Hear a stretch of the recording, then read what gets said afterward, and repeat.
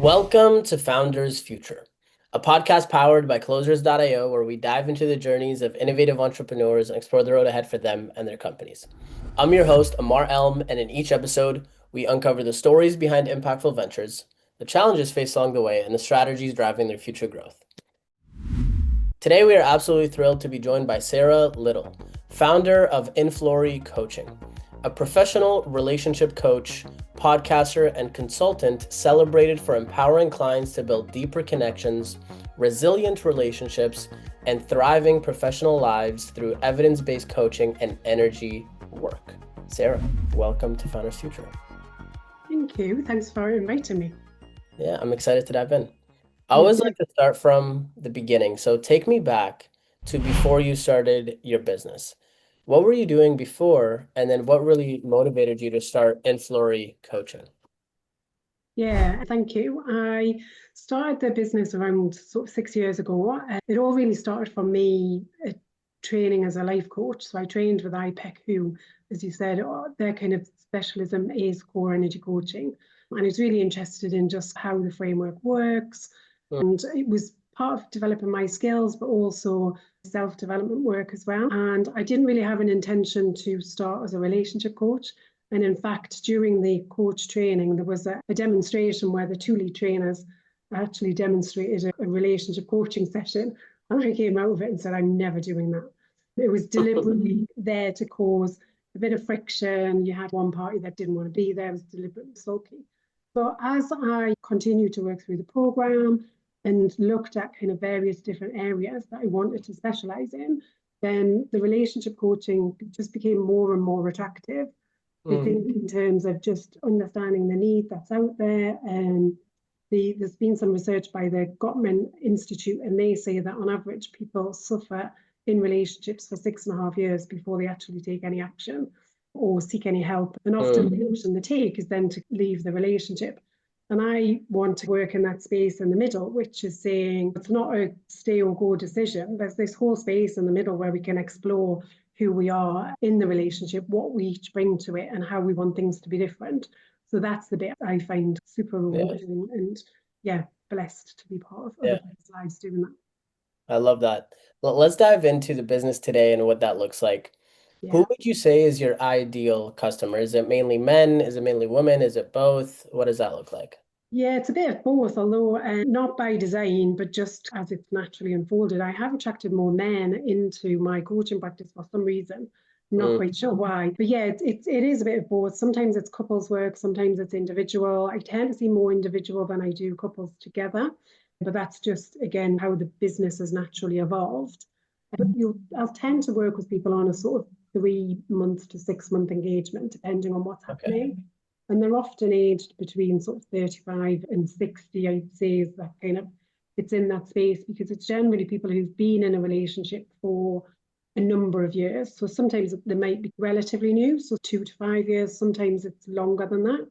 But the commonality between all of them is they've hit a problem that keeps recirculating, and they don't know how to move beyond it. And having that professional support, somebody to hold a space, whether it's together or individually, to be able to explore some of the things that often we don't say out loud. And I think that's quite critical in the work that I'm doing, is you can tease that out of people and ask some real targeted questions that mean that they have to actually face some of those kind of inward discussions. They have to verbalize that.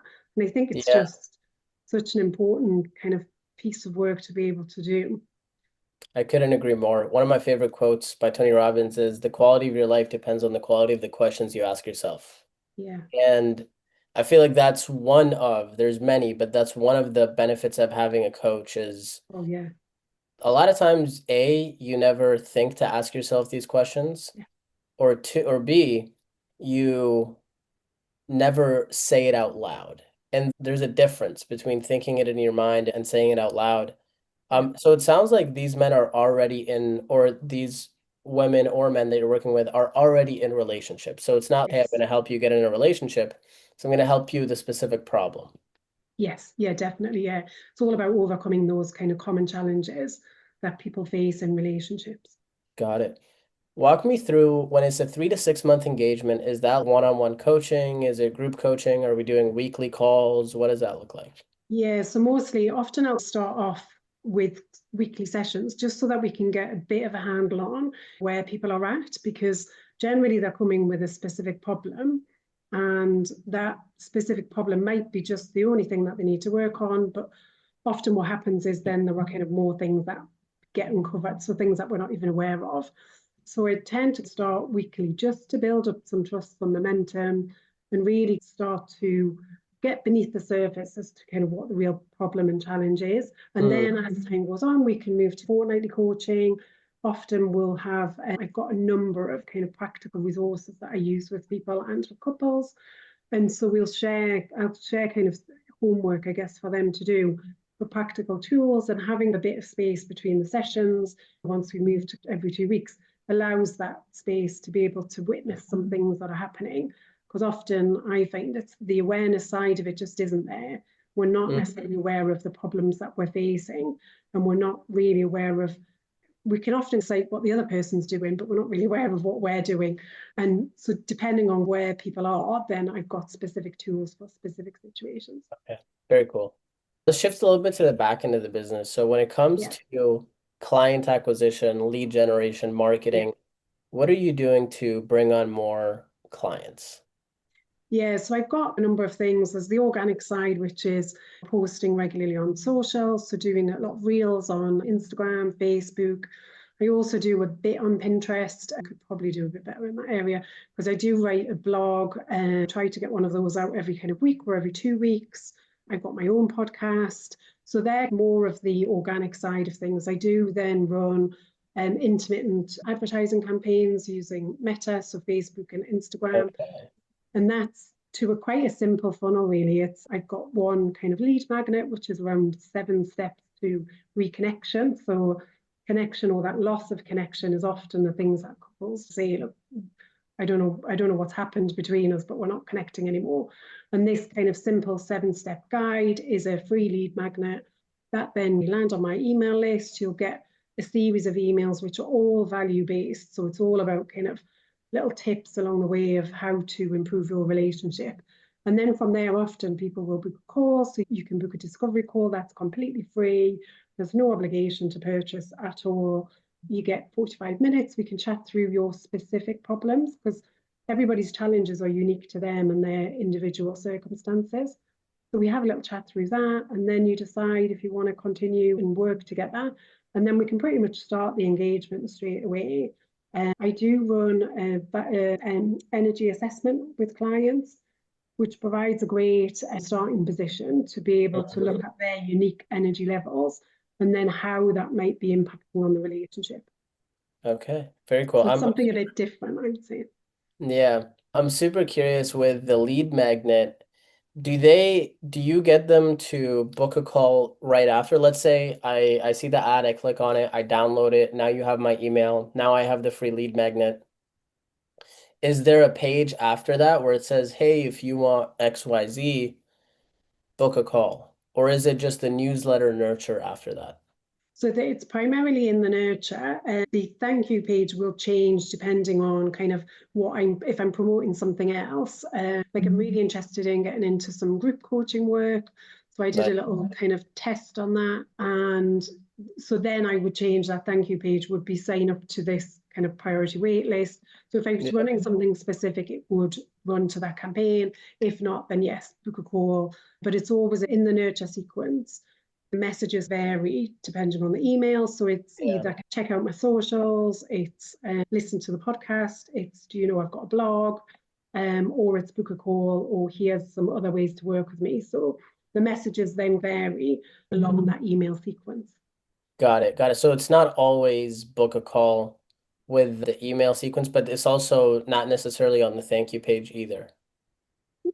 Sometimes it is, but Okay. sometimes not. Just specific to whatever kind of campaign I'm running at the time. I see. Fair enough. You did mention you intermittently run these campaigns. Is there a reason why you don't have it on the background at all times? Probably cost, to be honest, Fair. because it's not cheap to run it. And Yeah. So I think it's cost. And if I'm specifically wanting to send out a particular marketing campaign, then I'll turn it on and I'll run some ads for a period of time, boost the list, get fresh leads in there, and then I'll launch a campaign quite soon after that. Got it. And then what does the sales process typically look like? So it sounds like it's a 45-minute call. You're the one taking those calls. Yeah. Walk me through the sales process a little bit further. Is there anything that they can just buy direct to card, or is it just book a call? Yeah, I've got some online programs as well. So I've got a couple of, I've got one that's shorter. It's designed to run, it's called the Relationship Reboot. And it's a 3-step process. And it's designed for somebody who maybe just isn't feeling 100% in the relationship. They want something that's a bit quick, and it's designed so that you could do it over a weekend. You could just sit there and really, it's very reflective in nature. So it's got 3 steps to it. One is looking back at your kind of love story. What is it that brought you together? Because often we forget those elements. Then uses the relationship wheel of life, which if you've seen any kind of wheel of life, it's a standard kind of 8 segment, but this is relationship focused. So you can then draw out exactly the area that you want to focus on. And then the final step is creating your own blueprint for success. So they'll use some real reflective questions to be able to create that. There's then a longer 12-week course, which is actually drip fed. So you get one module at a time, very learning based, and it focuses on the 10 key challenges that we have in relationships. So things like communication, conflict, intimacy, being able to lean back into love, so being able to kind of drop the walls, that sort of thing.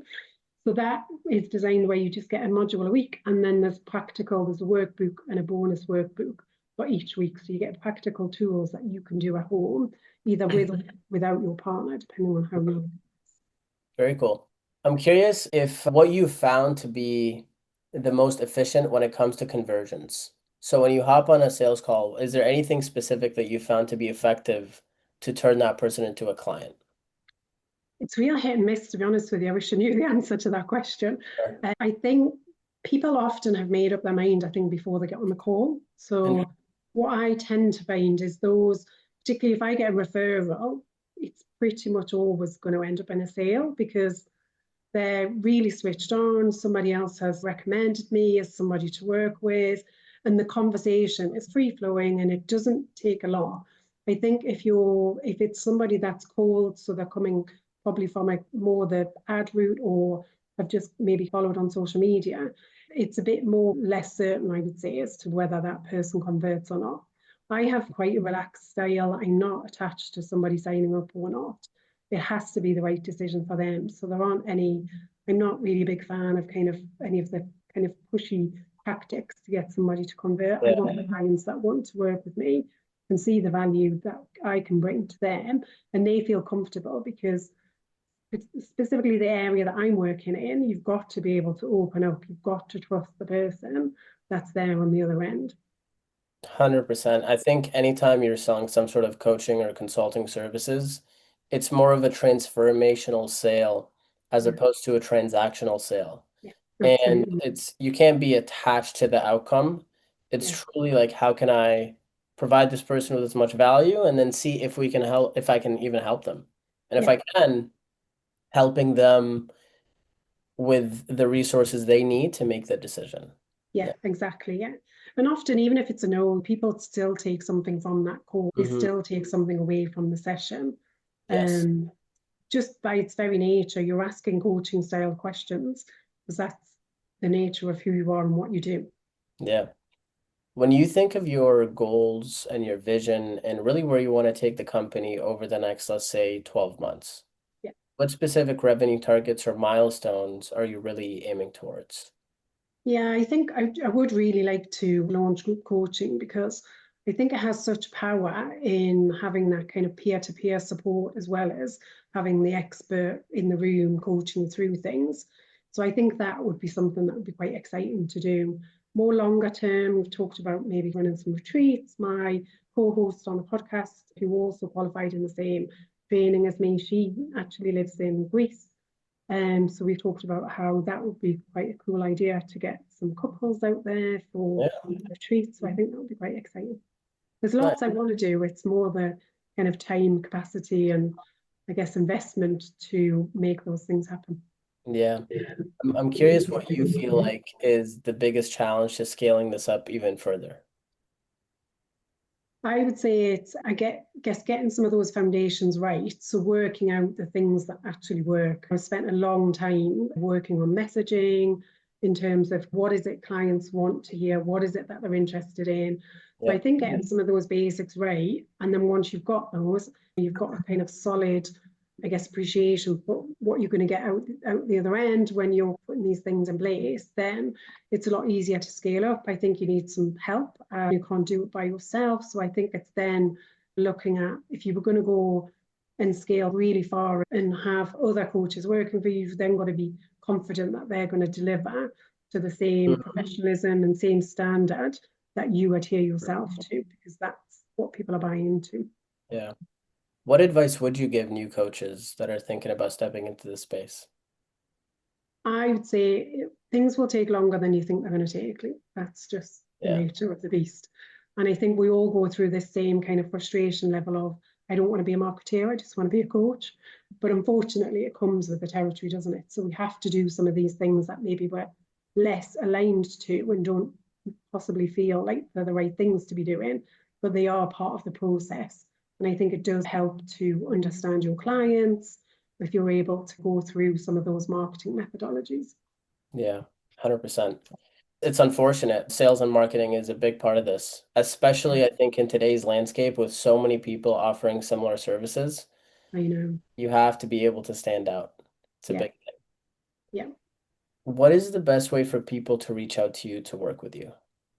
Yeah, they can go on my website. There's a contact me. You can book a call on there. It gives you all the details about how to work with me. You can follow me on socials. I'm on Instagram, Facebook, Pinterest account. So yeah, if you type in Inflori Coaching, you'll get all of the links there.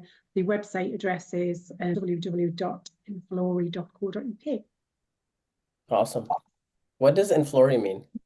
It means flourish.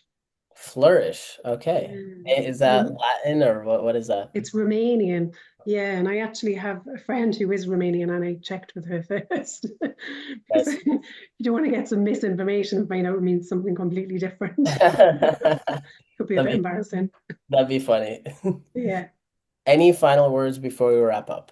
I think my final words would be, if you, whatever stage you're in your relationship, it's always useful to get some expert support, because the slightest thing can tip the balance for us as humans. And studies show that our relationships are the biggest contributor to our happiness overall, and they impact in so many other areas of life.